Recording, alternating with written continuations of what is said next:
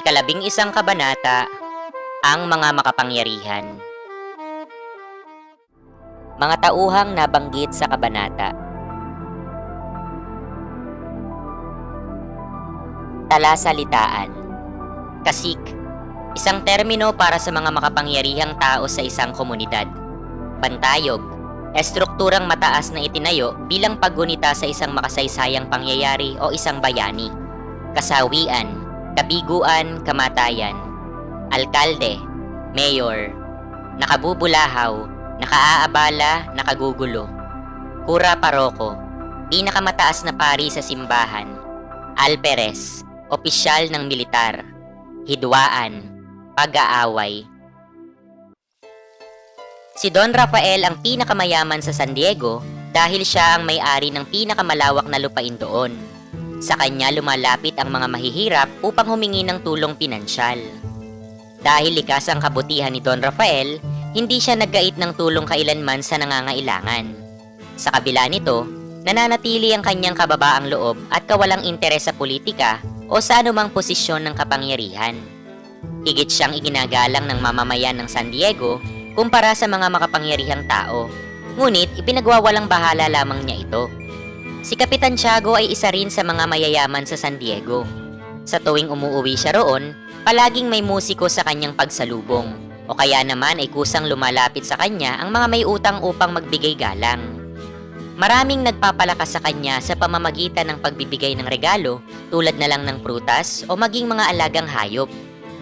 Sa kabila ng kanyang pag-aakalang siya ay makapangyarihan, mababa ang tingin sa kanya ng bayan at lihim siyang tinatawag na Sakristan Tiago. Itinuturing lamang siyang may kapangyarihan dahil sa kanyang koneksyon sa mga praile at sa pagpapautang sa mahihirap.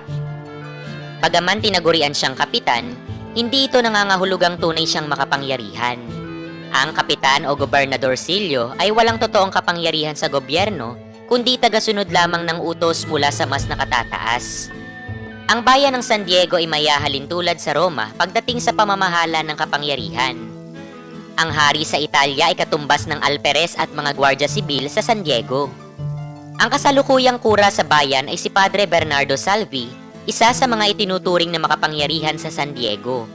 Isa siyang Pransiskanong praile na tahimik at madalas ay walang imik. Siya ay may payat na pangangatawan, sakitin, at likas na mapag-isip. Naiiba ang kanyang pamamalakad bilang kura ng San Diego kumpara kay Padre Damaso noong ito'y nanunungkulan pa. Si Padre Damaso ay mahilig gumamit ng dahas. Binibilangan niya ng palo o suntok ang mga nagkakasala. Samantalang si Padre Salvi ay nagpapataw ng multa bilang parusa. Mas maingat sa pagdedesisyon si Padre Salvi, habang si Padre Damaso naman ay padalos-dalos at mainitin ng ulo.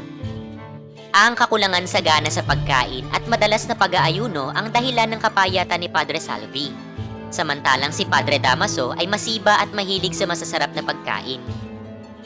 Itinuturing ding makapangyarihan sa San Diego ang alperes. Usap-usapang malas ito sa pag-aasawa dahil sa kanyang sariling pahayag na tila impyerno ang maging asawa si Doña Consolacion. Madalas silang mag-away at nagiging pangkaraniwan na lamang ang kanilang bugbugan, hampasan at paghahabulan sa kalye.